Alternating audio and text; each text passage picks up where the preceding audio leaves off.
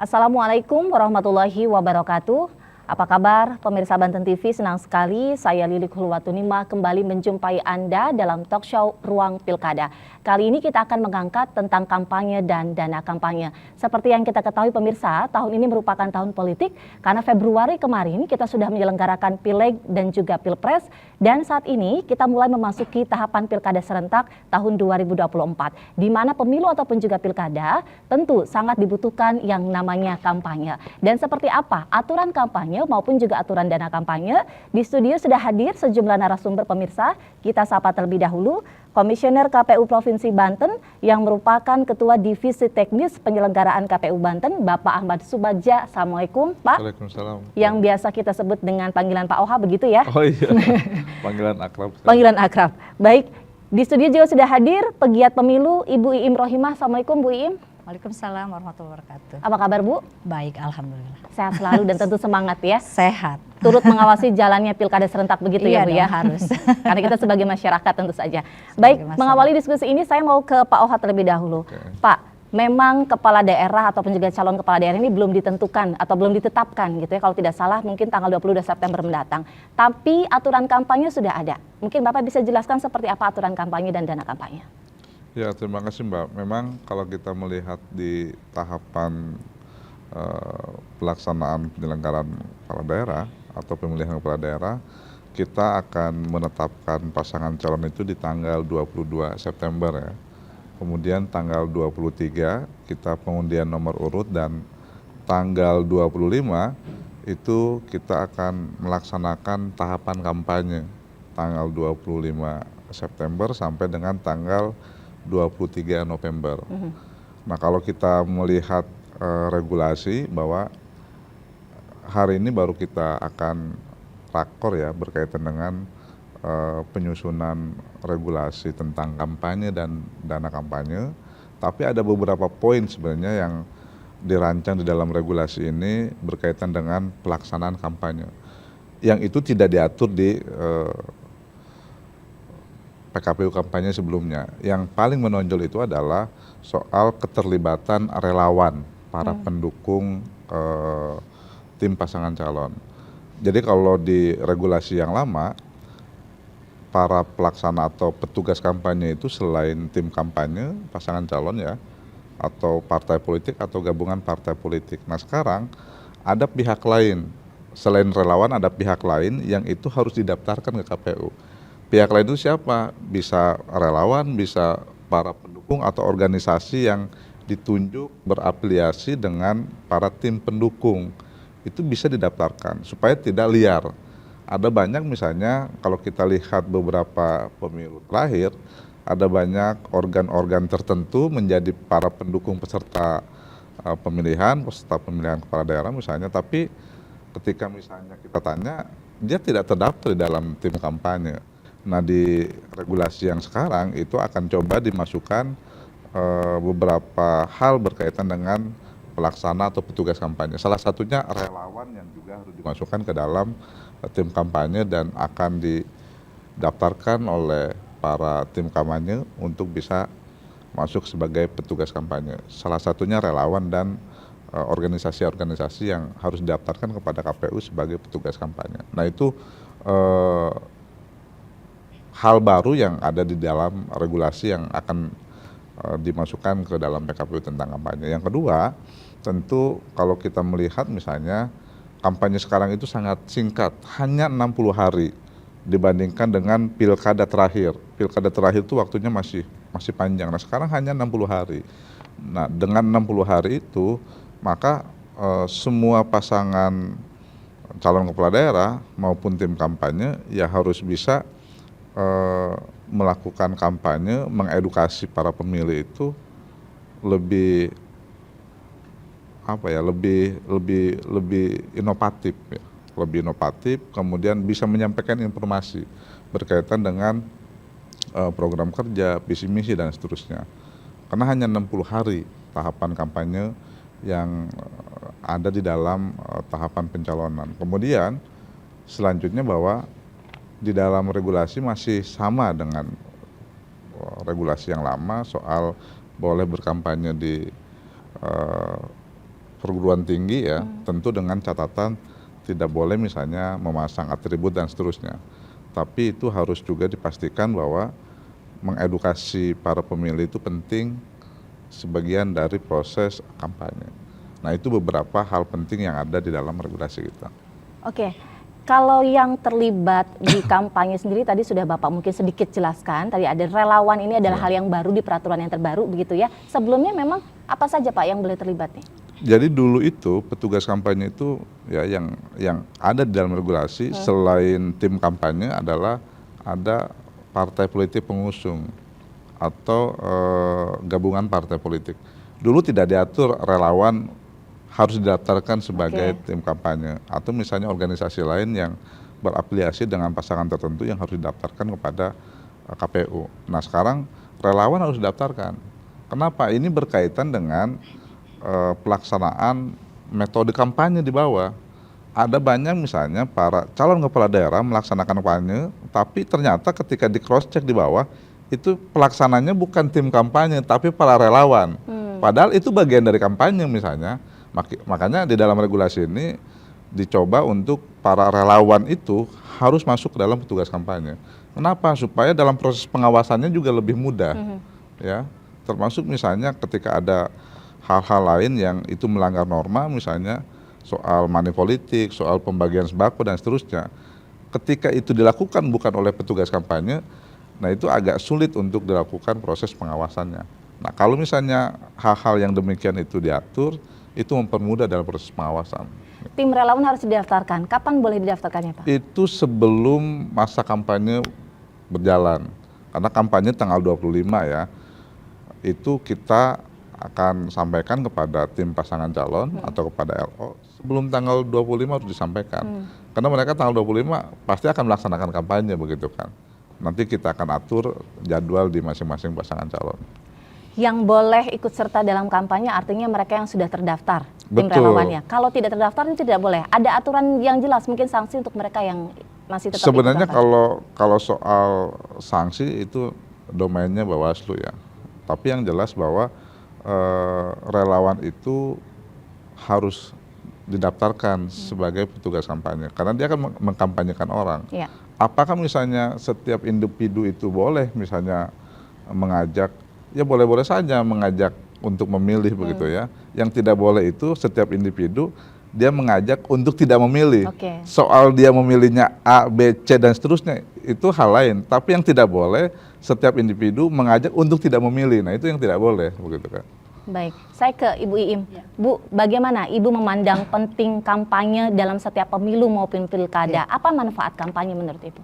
Ya, kampanye ini merupakan salah satu tahapan ya di dalam pemilu maupun pilkada. Jadi kampanye itu sebagai sarana atau kegiatan dari peserta pemilu atau calon untuk menyampaikan visi, misi, dan citra dirinya. Nah, tentu ini akan sangat bermanfaat bagi para masyarakat ya, para calon pemilih nanti. Mereka akan menentukan siapa pemimpin atau pilihan yang akan ditentukannya berdasarkan visi, misi, dan citra dirinya itu. Nah, yang disayangkan oleh kita saat ini adalah yang berkampanye itu bukan untuk menyampaikan visi dan misinya, tapi lebih cenderung kepada citra diri, bagaimana membangun citra diri. Misalnya kita lihat bagaimana baliho-baliho, spanduk ya. Mereka para calon itu baik calon legislatif ya, calon sekarang kan pilkada, itu menunjukkan foto yang sebagus-bagusnya, seganteng-gantengnya gitu, tapi tidak menyampaikan visi misi apa yang akan disampaikan kepada masyarakat, kepada pemilih.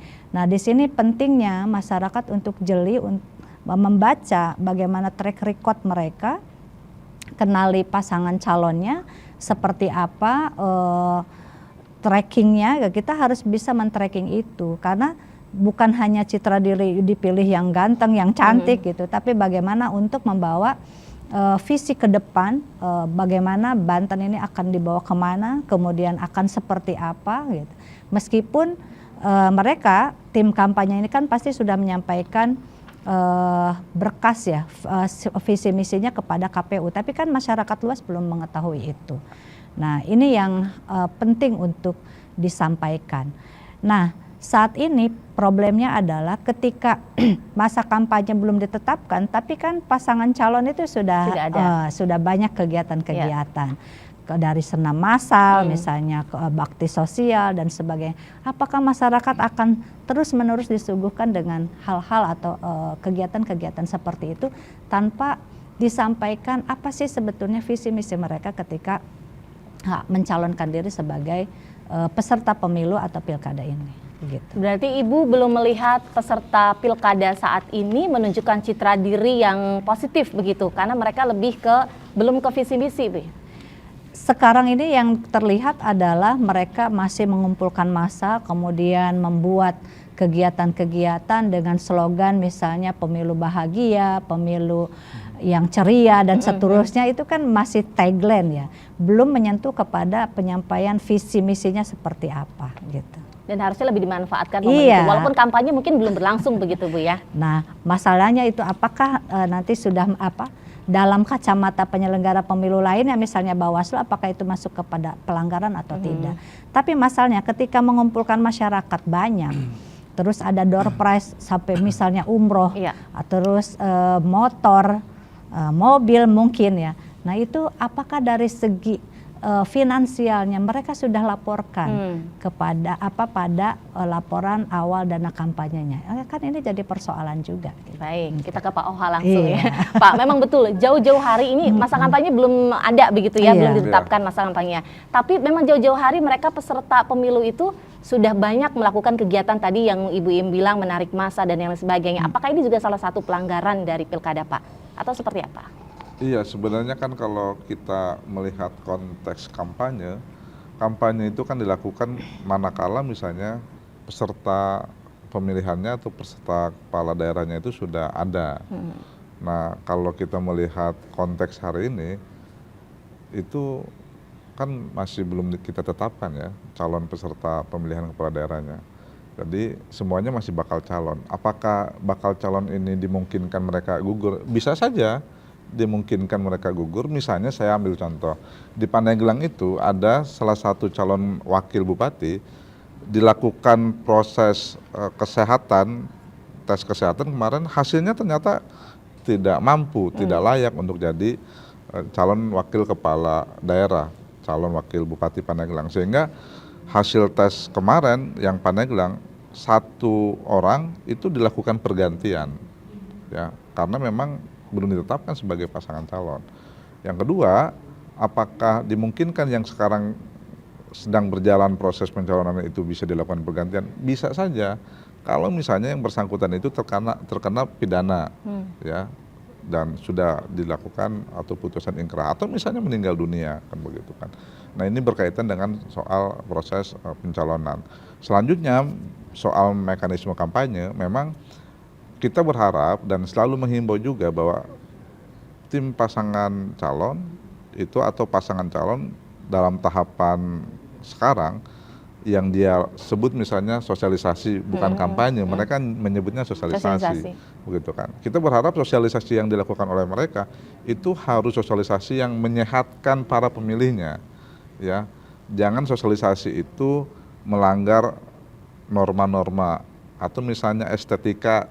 Kita lihat di jalan itu hampir banyak sekali baliho begitu ya. Dan sampai hari ini tidak ada satupun yang berani melakukan tindakan itu. Pemasangan baliho, banner dan seterusnya. Termasuk penyelenggara pemilu KPU dan Bawaslu. Karena memang itu bukan kampanye sesungguhnya. Itu masih sah-sah saja ya, gitu. Pak ya? Harusnya dilakukan penindakan oleh teman-teman Bawaslu. Atau misalnya karena itu bukan kampanye, itu harusnya ditegakkan oleh Pol PP, ya, bagian dari ketertiban. Kan bisa dilakukan penindakan itu kan di pemerintah daerah, karena kan mereka yang punya wilayah ya soal mengatur tata ruang, kemudian dan seterusnya begitu ya. Kemudian soal sosialisasi yang dilakukan, kita berharap apa yang dilakukan oleh sosialisasi itu memang harus memberikan edukasi, menyampaikan visi, gagasan, dan tidak melibatkan aparatur sipil negara ya, atau misalnya menggunakan fasilitas-fasilitas negara. Ya, di Banten ini ada calon kepala daerah yang posisinya sekarang masih menjabat atau incumbent. Oke. Salah satunya adalah Cilegon. Cilegon itu baru 1 periode. Wali kota dan wakil wali kotanya itu nyalon. Cuman memang berbeda wilayah. wilayah. Kalau Pak Incumbent ya, Heldinya di itu Cilegon nyalon ya? di Cilegon, wakilnya itu di Lebak. Oke. Walaupun dia harus mengurungkan diri di Lebak. Atau misalnya di Tangsel ada Pak Benyamin sama Pak Saga Vilar begitu ya kan. Dua-duanya incumbent dan maju lagi dalam satu pasangan. Nah, kita berharap dalam konteks itu semuanya harus bisa menempatkan mana sosialisasi, mana dia harus melaksanakan kegiatan sebagai pejabat pemerintahan. Dan dalam masa sebelum kampanye ini, itu harusnya memang para tim pasangan calon itu melakukan sosialisasi tentu dengan cara yang sehat, ya, yang lebih edukatif, kemudian bisa menyampaikan informasi dan gagasan. Baik. Karena Banten ini butuh pemimpin yang cerdas, pintar, punya visi, sekaligus bersih. Begitu. Baik, saya ke Ibu Iim. Bu, di beberapa wilayah di Provinsi Banten tadi disebutkan oleh Pak Oha, ada yang memang incumbent yang kembali mencalonkan. Nah, mereka juga sudah melakukan banyak sosialisasi mungkin sebelumnya. Bagaimana Ibu agar mereka melakukan sosialisasi tapi tidak memanfaatkan fasilitas umum ataupun juga fasilitas milik daerah begitu? Seperti apa Bu? Ditahan dulu tapi Bu ya. Dan pemirsa Banten TV, kita akan kembali lagi usai jeda berikut ini, tetap di Ruang Pilkada.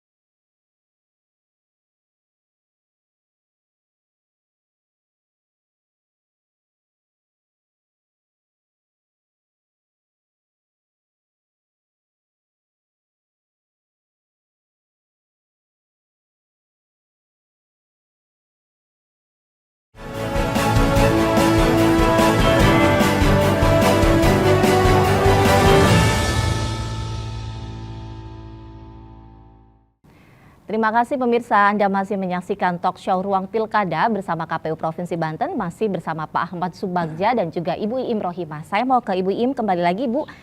Sekarang di beberapa wilayah di Provinsi Banten banyak incumbent yang mencalonkan diri. Nah, bagaimana mereka agar melakukan sosialisasi terhadap dirinya tapi tidak menggunakan fasilitas daerah ataupun juga negara? Silakan, Ya. Bu. Itulah sulitnya ya ketika memisahkan diri antara kepala daerah dan sebagai calon incumbent. Karena bagaimanapun kepala daerah itu sangat melekat dengan fasilitas negara yang melekat pada dirinya gitu. Nah, inilah yang kemudian sangat membingungkan bagi ASN yang berada di bawahnya. Betul. Ketika harus memilih atau cenderung mengikuti apa yang diarahkan oleh atasannya, itu atasanku gitu kan, melaksanakan tugas. Tetapi ketika harus menghindari, mereka juga akan dikenakan sanksi sebagai tidak loyal terhadap pimpinannya. Nah, disinilah yang menjadi tantangan bagi para incumbent untuk bisa membedakan mana saatnya dia sosialisasi dirinya sebagai calon dan mana ketika menjalankan tugas sebagai kepala daerah. Nah, di sini tantangan menjadi kepala daerah yang juga incumbent, yang harus diawasi dan oleh masyarakat, termasuk juga oleh Bawaslu ya, yang harus diawasi bagaimana ketika dia memanfaatkan fasilitas negaranya, apakah untuk melakukan sosialisasi dirinya sebagai bakal calon atau memang sedang melaksanakan tugas gitu. Nah, selain itu bagi ASN juga ada KASN ya. Walaupun yang katanya KASN ini akan dihapuskan ya. Nah, selagi belum dihapuskan ini tugas-tugas KASN juga ketika memantau para ASN yang harus netral, menjaga netralitas dirinya supaya tidak terpengaruh kepada tarikan partai politik mana atau pasangan mana, itu yang harus diawasi terus oleh KASN. Termasuk kita sebagai masyarakat harus mengawasi itu. Oke. Kalau terjadi pelanggaran atau kita harus berani melaporkan kepada Bawaslu atau kepada KASN atau kepada lembaga lain yang memang berwenang untuk mengawasi itu.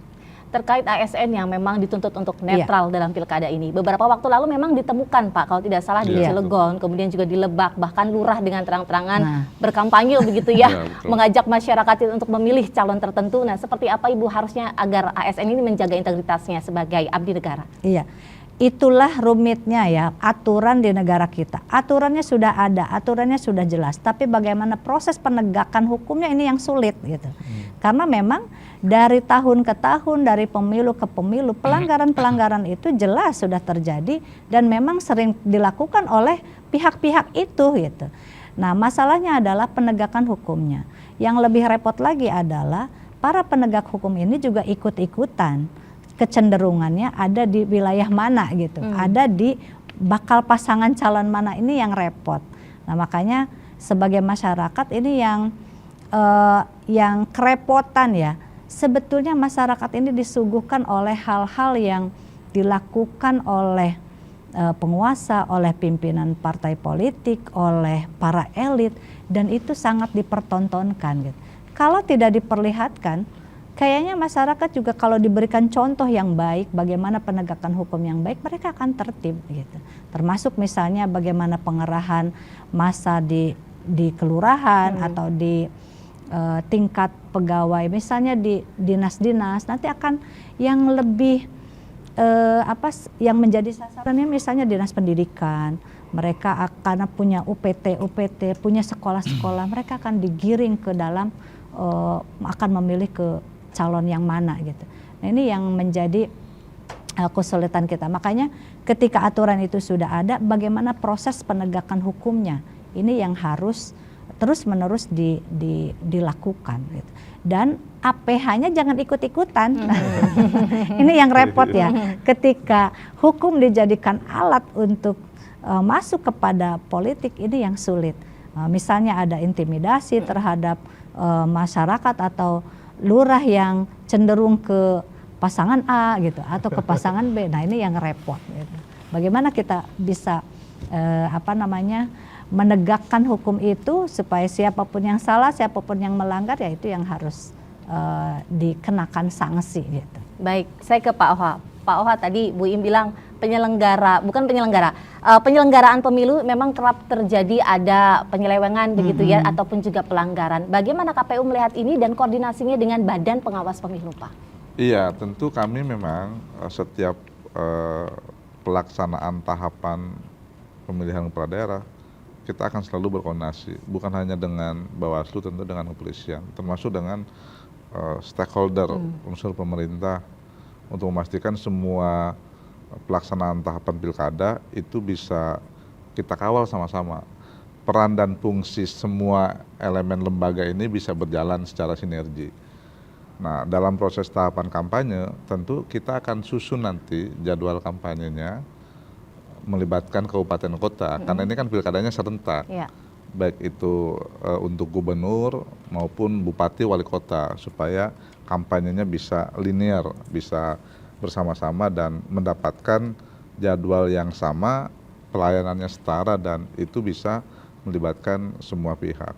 Nah, kita berharap memang di dalam pelaksanaan kampanye sekarang itu bukan hanya melakukan pengerahan massa, tapi kita lebih berharap kampanye itu bisa dilakukan dengan diskusi, dengan tatap muka, tapi lebih dialog begitu ya.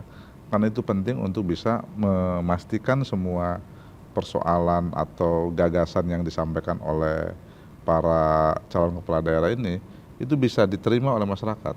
Masyarakat harus kenal betul siapa calon kepala daerahnya, ya. Karena kita ingin memilih calon pemimpin kita, maka kita harus meyakinkan bahwa pemimpin yang kita pilih itu memang pemimpin yang sesuai dengan kebutuhan kita, bukan sesuai dengan keinginan, tapi sesuai dengan kebutuhan kita. Karena itulah para pemimpin itu harus mau diajak diskusi, dialog begitu ya. Dan itu menurut saya jauh lebih mendekatkan terhadap masyarakat supaya bisa memilih langsung. Oke, dalam waktu 60 hari begitu 25 September sampai 23 November, hal apa saja sih yang boleh dilakukan oleh para peserta calon kepala daerah ini, Pak? Iya, tentu para calon kepala daerah itu yang tadi disampaikan oleh Bu Iim, dia tidak boleh menggunakan fasilitas negara, ya. Kemudian juga tidak boleh pada saat kampanye itu melibatkan ASN, anak-anak kecil. Anak-anak begitu, tidak boleh ya? Iya, karena itu belum punya hak pilih, hak suara ya. Apalagi anak-anak kecil yang masih umurnya balita begitu kan diajak kampanye, ini kan membahayakan.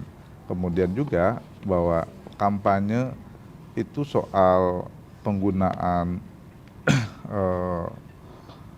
kendaraan pemerintah itu juga harus dihindari.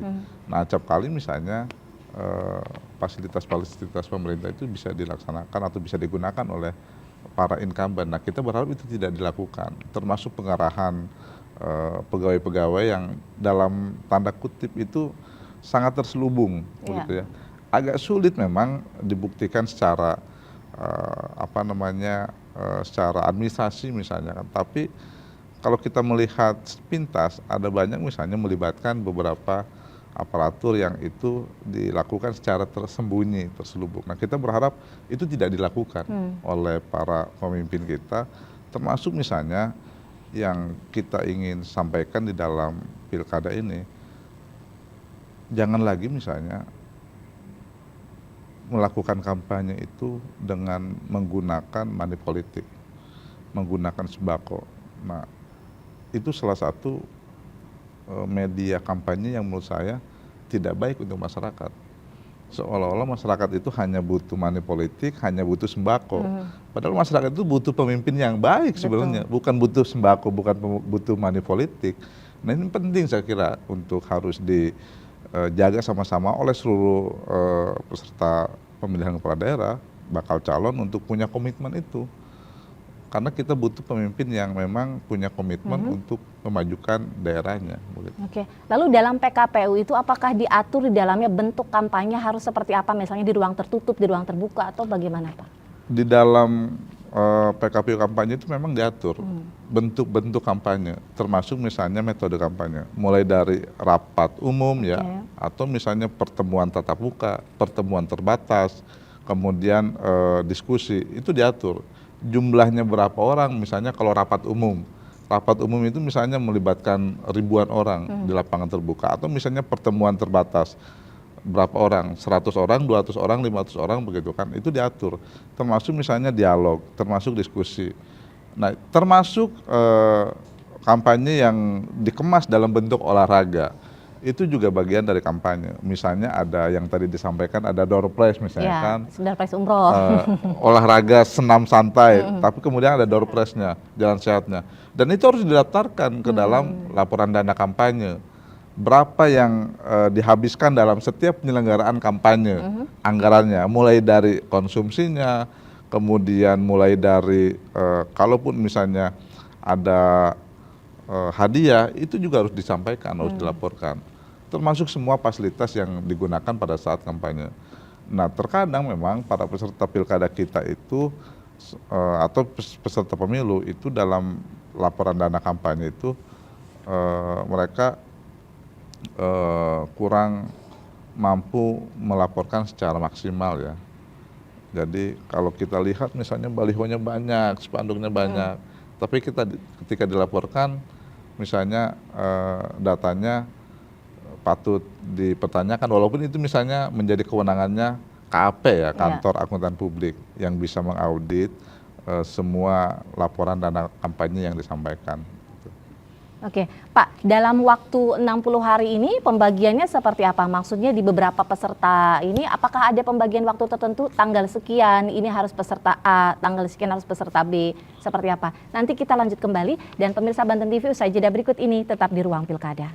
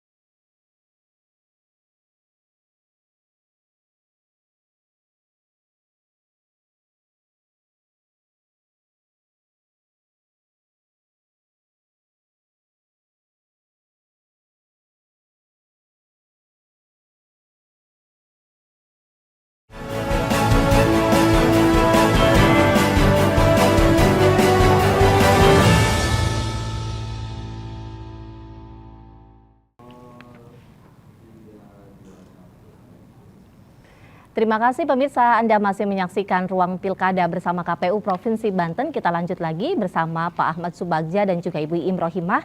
Pak Oha, kembali lagi bagaimana pembagian waktu 60 hari ini, terutama mungkin untuk rapat umum atau yang lain sebagainya untuk peserta pemilu?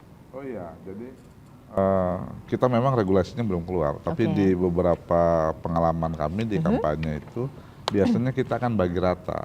Apalagi misalnya di Banten ini hanya ada 2 bakal pasangan calonnya, jadi menghitungnya bisa lebih mudah. Iya. Misalnya kalau di 2 bakal pasangan calon itu, kita akan maksimalkan waktu 60 hari itu ya selama 2 bulan. Mereka boleh turun misalnya menggunakan waktunya selama 60 hari, tapi kita akan bagi wilayah.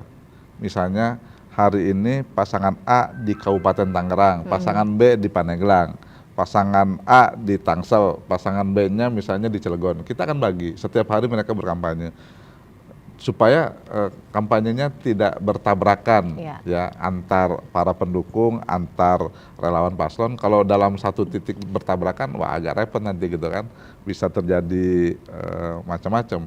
Itu kepentingan kita. Kedua, tentu kampanye atau rapat umum itu juga kita akan bagi ya, bagi zona. Kalau dulu istilahnya zona ya, zona 1, 2, 3 dan seterusnya. Atau misalnya waktu pemilu nasional kemarin itu ada zona 1, zona 2, zona 3. Misalnya zona 1 itu Sumatera, zona 2 Jawa dan seterusnya begitu ya. Waktu kampanye Pilpres, termasuk misalnya kampanye legislatif kemarin juga kita bagi. Nah, di pilkada ini kemungkinan besar kita akan bagi zona di masing-masing kabupaten kota ya, supaya proses kampanyenya ini juga bisa diikut sertakan oleh pasangan kepala daerah kabupaten kota, gitu kan, supaya tidak bertabrakan. Nah ini kita akan buat seperti itu, atau kita akan melihat regulasi yang nanti diatur ya di dalam regulasi. Tapi biasanya kita akan bagi zona ya. Kalau yang sudah kita akan bagi zona sesuai dengan wilayah yang sudah kita atur.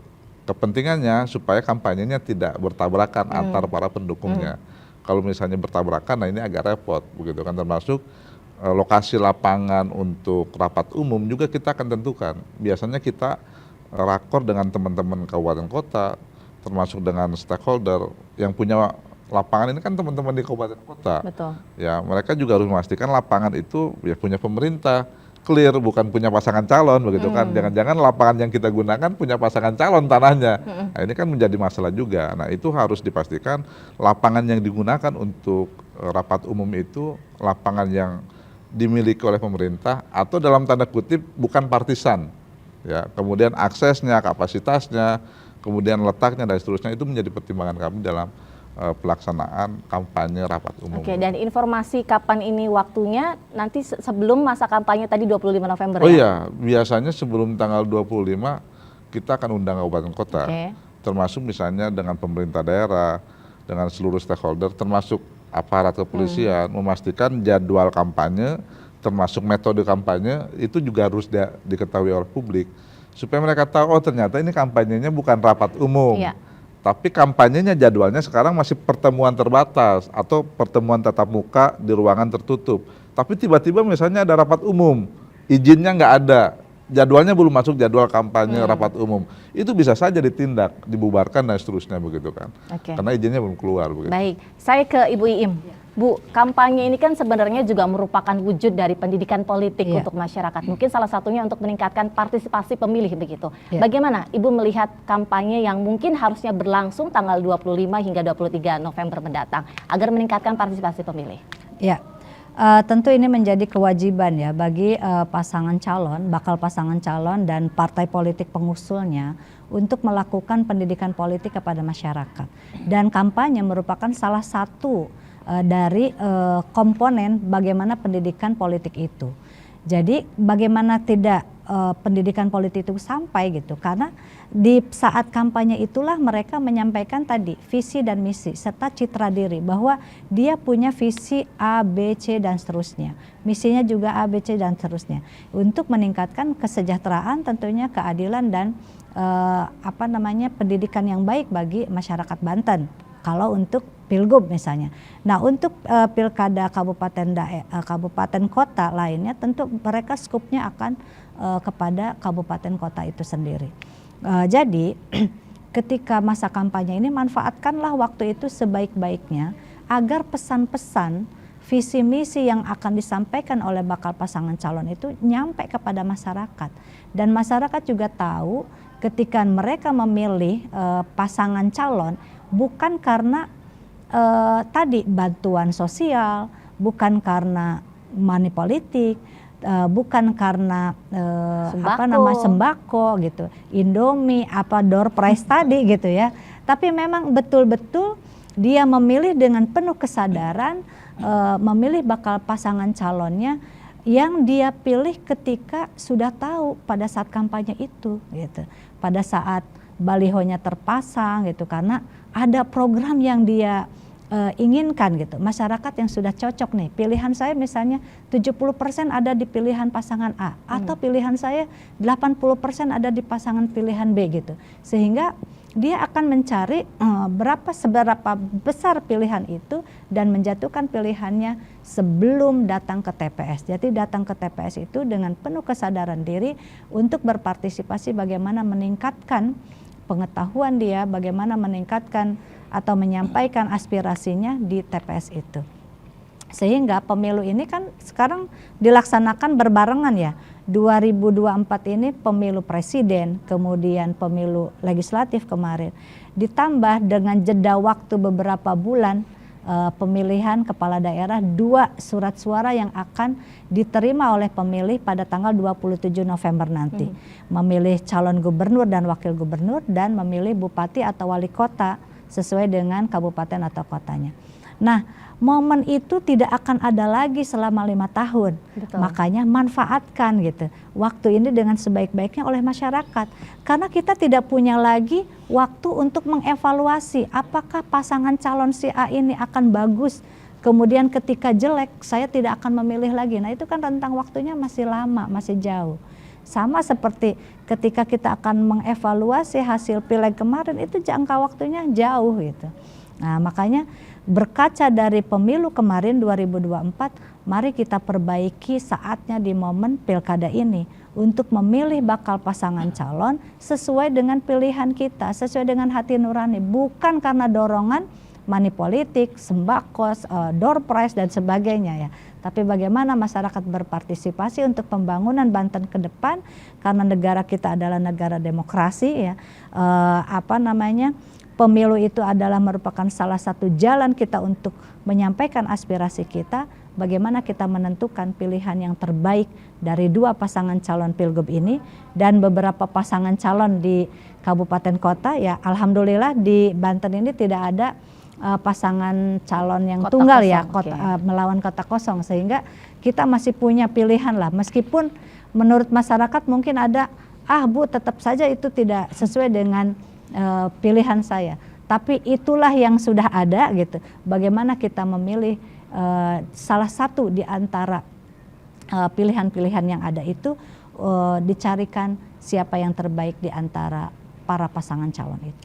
Tapi menurut Ibu, kampanye terbuka yang biasa berlangsung di wilayah kita begitu, apakah memang mereka masyarakat yang memang dalam tanda kutip berbayar atau dibayar gitu ya ikut serta, atau mungkin masyarakat juga sebenarnya masih banyak yang enggan untuk mengikuti kampanye terbuka? Seperti menurut Ibu seperti apa sih? Iya. Sebetulnya kita tidak bisa ya memukul rata gitu bahwa mereka yang datang adalah orang yang dibayar. Mungkin ada saja masyarakat yang peduli. Saya beberapa kali melakukan sosialisasi kepada para generasi muda ya, pemilih pemula, anak-anak SMA. Ternyata tidak semuanya mereka apatis loh. Mereka itu punya punya perhatian yang tinggi terhadap proses pemilu ini gitu. Jadi meskipun mereka tidak datang, mereka bisa mengamati dari media sosial. Mereka bisa men-tracking bakal calon itu dari media-media yang ada sekarang. Nah, jadi ketika kita melihat kumpulan massa, jangan juga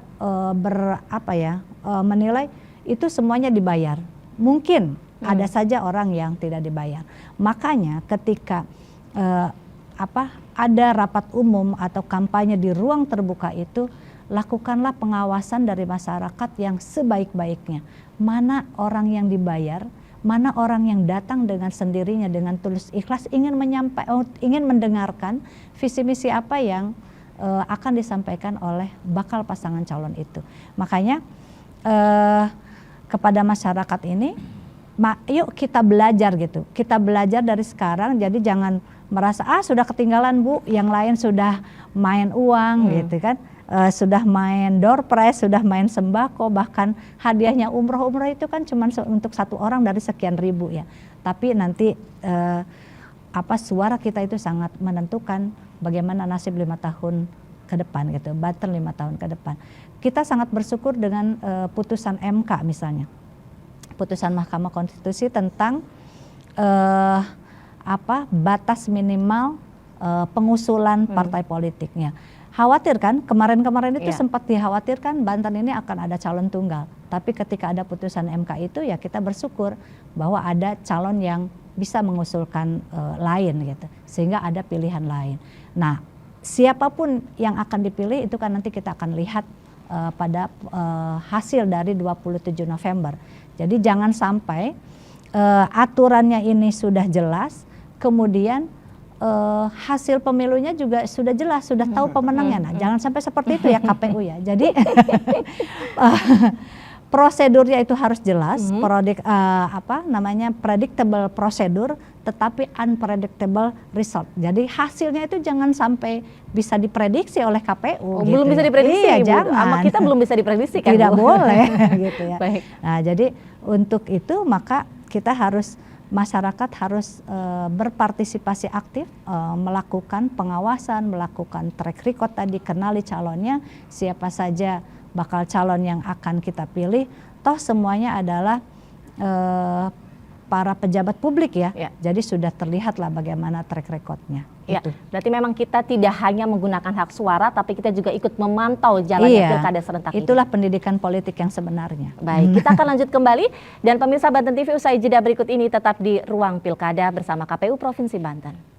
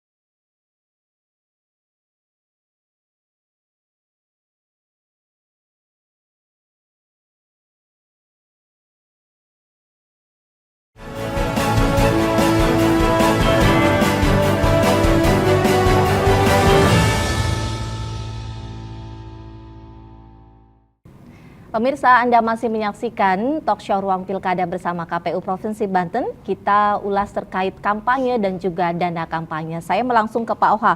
Pak Oha, terkait dana kampanye. apa aturan di dalamnya atau maksimal dana kampanye itu berapa sih Pak? Iya, jadi memang di dalam dana kampanye itu ada penyumbang maksimal. Oke. Misalnya lembaga itu dia boleh menyumbang itu maksimal itu 2,5 miliar, ya. Untuk per satu pasangan calon. Betul. Kemudian untuk perseorangan, jadi kalau misalnya ada individu ingin menyumbang itu bisa dilakukan, ya, baik itu berupa uang maupun berupa barang atau jasa. Itu juga bisa dilakukan. Misalnya begini, yang agak sulit itu kita mengukur jasa. Ketika kampanye misalnya pasangan calon itu ternyata semua fasilitasnya disiapkan oleh para relawannya atau oleh para pendukungnya. Iya. Mulai dari panggungnya, mulai dari pengisi suaranya, penyanyinya, dan seterusnya lah semuanya. Itu harus dinilai dengan uang dan itu harus didaftarkan. Karena kan pasti ada transaksi, ya nggak mungkin mereka tidak bayar kan. Ada penyanyinya pasti dibayar kan, ada perlengkapan yang lain juga pasti dibayar. Nah itu juga harus dilaporkan kepada KPU ya, dan nanti KPU akan menyampaikan kepada KP.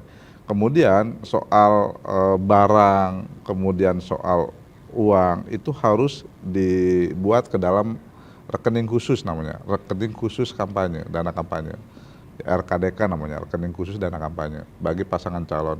Dan rekening khusus dana kampanye ini berbeda dengan rekening partai politik atau penyumbang dari partai politik. Itu harus dibedakan dan itu harus disampaikan kepada KPU. Karena rekening khusus dana kampanye ini juga bisa dilihat dari anggaran yang masuk atau penyumbang yang masuk, kemudian yang keluar berapa, yang digunakan berapa, begitu ya. Itu harus disampaikan dan kita akan lihat nanti proses transaksinya termasuk rekeningnya di akhir masa kampanye. Nah, ada beberapa yang tidak boleh di dalam laporan dana kampanye itu, misalnya sumbangan dari luar negeri. Nah, sumbangan dari luar negeri itu tidak boleh. Atau misalnya sumbangan dari dana pemerintah yang masuk ke dalam rekening itu tidak boleh. Walaupun kampanye itu ada beberapa yang difasilitasi oleh anggaran pemerintah. Iya. Misalnya kampanye atau misalnya alat peraga kampanye, APK, APS, itu nanti disiapkan oleh KPU, ya, disampaikan kepada paslon begitu ya. Kemudian materinya dari paslon, kita yang mencetak. Kemudian kita akan hitung berapa kebutuhannya setiap paslon dengan jumlah penduduk di masyarakat Banten begitu ya. Nah ini memang beberapa yang harus kami sampaikan kepada partai politik, termasuk kepada paslon, supaya mereka itu jujur dalam mengelola dana kampanyenya. Ya, dana kampanyenya saja yang dia kelola dia nggak jujur, apalagi dana yang lain begitu kan. Maka dia harus wajar, harus jujur dengan dana kampanye yang dia kelola, gitu kan. Karena dana kampanye kan bisa saja sumbernya dari pasangan calon, dari partai politik, atau dari lembaga yang bisa dimungkinkan untuk menyumbang dana kampanye bagi pasangan calon. Artinya memang besarannya nanti akan bervariatif tiap masing-masing peserta? Bukan tiap oh iya, kalau masing-masing peserta pasti akan beda-beda. Iya. Berapa dana kampanye yang dia terima, berapa dana kampanye yang dia keluarkan. Nanti di akhir itu ada yang namanya LPPDK, Laporan Penerimaan dan Pengeluaran Dana Kampanye. Nah setiap paslon pasti beda-beda ya. Paslon A misalnya dia mengumpulkan dana kampanyenya dari awal sampai akhir itu sekian puluh miliar, pengeluarannya sekian miliar. Pasangan B juga begitu, itu beda-beda. Termasuk juga para penyumbangnya pasti juga beda-beda ya. Itu semuanya diatur di dalam aturan kampanye. Oke, tadi 2,5 miliar untuk penyumbang maksimum begitu ya. Betul. Kalau batasan jumlahnya itu? Batasan jumlah penyumbangnya itu bebas. Mau 100 orang yang menyumbang boleh-boleh saja. Mau siapapun yang nyumbang tentu dibatasi siapa saja yang boleh dan yang tidak boleh. Yang boleh itu tentu adalah para pengurus partai politik atau sumbangan yang dari pasangan calon, dari gabungan partai politik, dari orang per orang juga boleh, misalnya istrinya, saudaranya, tetangganya boleh, sepanjang itu dilaporkan ke dana kampanye. Yang tidak boleh itu sumbangan yang dari pihak luar. dari negara asing disampaikan kepada para pasangan calon itu yang nggak boleh begitu. Baik, saya ke Ibu Iim. Bu, dana kampanye ini kan harus berdasarkan pedoman prinsip efektif, kemudian juga efisien, terbuka dan juga transparan ataupun juga akuntabilitas. Menurut Ibu seperti apa? Iya, sebetulnya kan KPU sudah mengatur ya bagaimana proses anggaran dana kampanye itu, ada RKDK, ada LPADK ya. Jadi laporan awal dana kampanye. Masalahnya pesertanya ini tidak jujur menyampaikan laporan awal dana kampanye. Misalnya baliho yang sudah tersebar banyak itu, kemudian sosialisasi yang sudah tersebar banyak di kegiatan itu, ya tidak dimasukkan ke dalam laporan awal dana kampanye karena memang alasan mereka itu kan belum masa kampanye. Nah, ketika peserta pemilu ini ditetapkan pada tanggal 22 nanti ya, ditetapkan pada tanggal 22, maka sehari kemudian sebelum kampanye itu kan bakal pasangan calon melalui timnya harus menyampaikan laporan awal dana kampanye. Nah, disinilah berapa saldo awal gitu dari penyumbang mana saja yang itu sudah diatur batasan maksimalnya oleh KPU. Nah, kemudian proses laporan awal dana kampanye ini kan dilaporkan ke KPU. KPU hanya melihat saja. Biasanya KPU itu hanya melihat saja, oh ini sudah ada, ini sudah lengkap gitu, sudah lengkap, sudah benar gitu kan. Nah, selebihnya itu kan dilakukan kampanye oleh tim pasangan calon.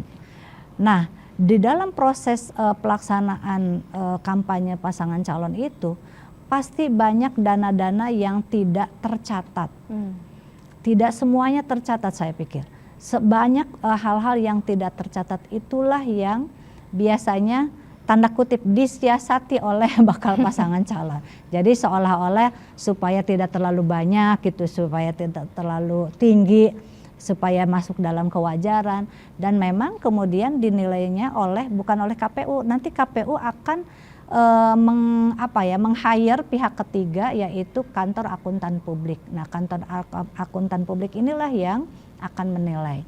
Kemudian KAP ini akan mengumumkan berapa besaran dana kampanye yang dilakukan oleh pasangan calon. Itu prosesnya ya. Tetapi kemudian saya lihat proses ini hanya sekedar formalitas, tidak menyentuh kepada prinsip tadi, efektif, efisien, transparan. Karena tadi bagaimana mau transparan? Kita lihat berapa balihonya, berapa spanduknya yang dibuat, meskipun sudah ada anggaran yang dibantu oleh KPU, mereka pasang sendiri. Kalau bisa ya seturut jalan, setiap jengkal tanah harus terpasang fotonya gitu kan. Nah, tapi itu tidak dilaporkan gitu. Jadi prinsip efektif efisiennya ini masih sangat jauh dari harapan kita. Masih sangat jauh dari harapan kita. Baik, kita sudah berada di penghujung acara. Kita minta closing statement dari para narasumber. Mungkin dimulai dari Pak Oha terlebih dahulu. Singkat saja boleh Pak, silahkan. Ya, terima kasih masyarakat Banten. Kami menghimbau kepada masyarakat Banten tanggal 27 November datang ke TPS, yakinkan pilihanmu, dan pastikan pemimpin yang dipilih ada pemimpin yang bisa mewujudkan masyarakat Banten yang sejahtera, masyarakat Banten yang maju, masyarakat Banten yang mandiri, dan masyarakat Banten yang sehat. Karena pasti pemimpin akan menentukan 5 tahun ke depan. Terima kasih. Mantap, luar biasa. Silakan Ibu Iim closing statement-nya. Kita baru saja mendengar ya ada putusan Mahkamah Konstitusi tentang kebolehan kampanye di fasilitas pendidikan, antara lain di kampus. Semoga KPU bisa menindaklanjuti putusan Mahkamah Konstitusi ini sehingga bisa memfasilitasi kampus-kampus yang ada di Banten, yang ada di kabupaten kota sekitar Banten, untuk bisa melakukan kampanye bagi pasangan calon secara adil dan setara.